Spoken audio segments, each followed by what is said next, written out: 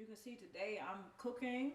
Actually, I just finished cooking, and I just had a few thoughts that I wanted to share with you all, and that is how sometimes codependent relationships just seem to latch onto our lives and stay there.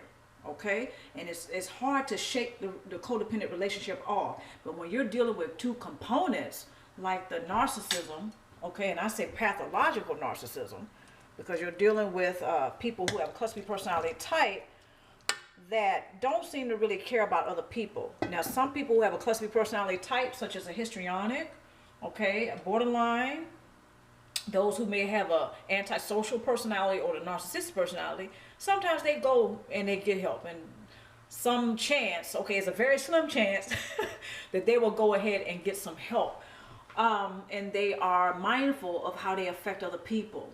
But usually relating to those types of individuals or those types of personalities, yeah, it can be problematic. But anyway, you're dealing with two components.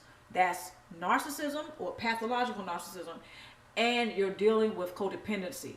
Both of those are designed to be highly addictive. A person can be influenced to be obsessive. So when sometimes we start thinking of the past and we start thinking about those relationships that are codependent, yeah, it can leave a person feeling depressed, angry. And I went through all of this stuff. So one of the reasons why I do the videos today is because I've gone through that and I felt like I can help somebody. Okay, because I know for years I had, codependent relationships with not only family members, but some of there's two that I can think of that I was involved with romantically. It was a codependent relationship. So it really wasn't very healthy for me. And I know today that each one of those exes has a personality, the cluster B personality. Okay, so I don't want to get too deep into that, but I will say that, yeah, I've had those experiences, whereas the cluster B personality type has been in my life. Okay, so one of the things that I used to deal with was having these memories of the codependent relationship and how that person hurt me, how that person, they just left things unsaid and undone.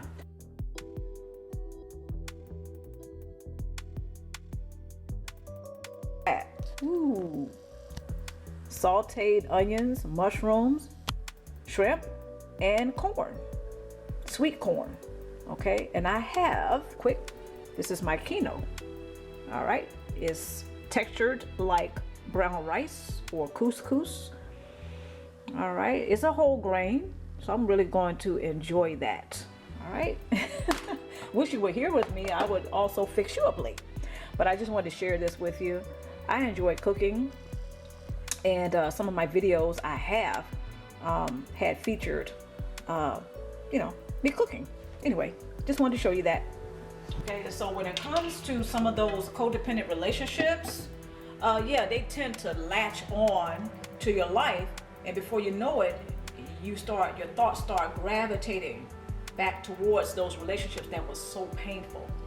And I think one of the reasons is because with each one of those codependent relationships, it could be a family, it could be one of your friends that you went to school with, it could be a co-worker, it could be a romantic ex of yours, whether it was marital, sexual, or not, but a romantic relationship.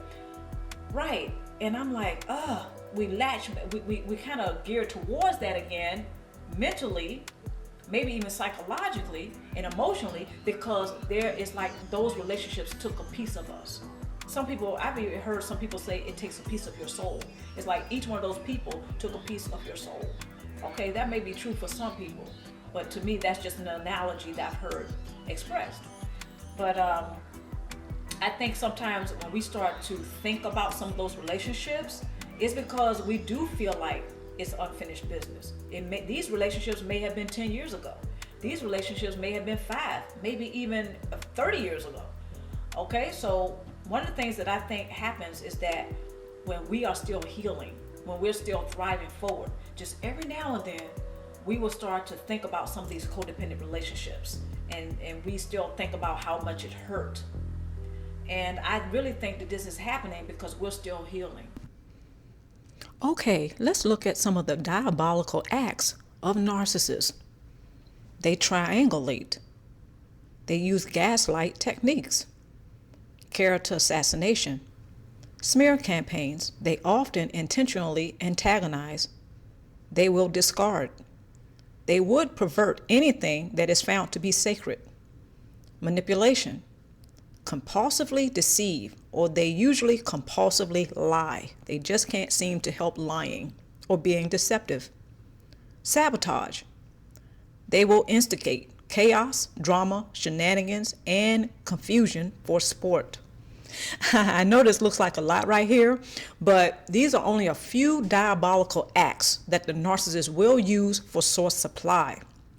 Now, they will instigate chaos, drama, shenanigans, and confusion for sport. Now, all of this is for smoke and screens. This is to, again, confuse the targeted prey and confuse current sources of supply in order to continue to keep them in the sunken place. The narcissist does this because he or she knows that as soon as the other person wakes up and becomes aware of what's really going on in the relationship and who he or she really is, and what they represent, they know it's game over for them and a game changer for you.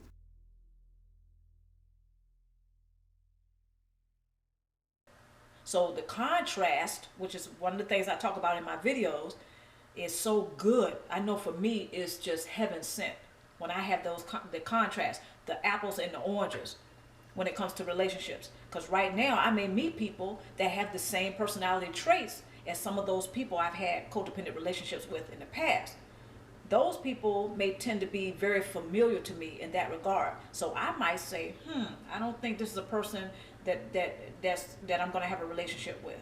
I don't care if it's romantic, friendship, business partner, what have you, because this person is just too familiar to me because of the traits that they have. The codependent relationship, they were full of people who had cluster B personality types. So that's that's too familiar. So we're gonna X that, right? We're not gonna even go there. And sometimes I would think to myself, okay, maybe that's why this person, they feel familiar to me, but not in a good way. There are some people I've met that they feel great to me. Their spirit, their energy, it feels very good, and I resonate with it. Now, I may not be very familiar with them in that regard because I'm not accustomed to having good people in my life. I've been there. Now, that's not the case. I've become accustomed to having good people in my life. But like I said, in the past, it wasn't always like that. When somebody was very familiar to me in a negative way, I tended not to invest. That was the contrast I had. Okay, that's familiar, and I've been down that road before. Nothing against that person, but hey, they have the same characteristics as a cluster B personality type that I knew of, even though I know that this person is not that person. I hope that makes sense, because sometimes when we have been traumatized, we can fall into that trap. We start to do what I call is mass punishment. We mass punish, right? If this person it looks like somebody that's a cluster B personality type in my past, I don't like them. What I realized was that that person wasn't the person that I was involved with before. The thing I really want to point out is that when we start to allow codependent relationships from our past to pull us back into the past, it's time to do some me time. It's time to get quiet. It's time to say, you know what? Certain people in my past, they're in my past now. Okay? They were very hurtful. They caused me a lot of pain, and the critical question is, what is the relationship about? What was the relationship? What was the purpose of the relationship? See, one of the things that I would do when I used to be led back to the past due to thinking about a codependent relationship of the past, I would ask myself, number one question, what was the purpose of that relationship? What was the purpose? In other words, what were the lessons that I learned? What were the valuable lessons that I learned? And just start looking at that. Okay, I learned that. That's why that relationship is in my past. It's not in my present. But if I'm holding on to some of those relationships from the past that are codependent, more than likely is because I'm still hoping that the person will change. That was in my situation. I can't speak for anyone else, but I've learned that this is what we tend to do when we are dealing with cluster B personality types and we have those narcissistic codependent relationships. We're still hoping that they will change. That's why they're currently in our life. It's not really for any other reason. And usually we do this unconsciously. And I know in my case, I did, until I woke up and I found out that these individuals are not going to change, and they don't have to change for me. I was changing. That's what was important. Okay, I learned valuable lessons. I was changing. I was outgrowing codependent narcissistic relationships. And so that seemed to be the case for me. So I found out that it was time for me to open up and have better relationships, positive relationships, healthy relationships, and give people who didn't seem to really be familiar to me, as far as like the traits go, the characteristics go, they didn't seem familiar to me, but they were trustworthy. It was time for me to open up to that. That was scary. That wasn't easy at all. Okay, so I just wanted to really point that out, because I do know some of us tend to do this. I know I did.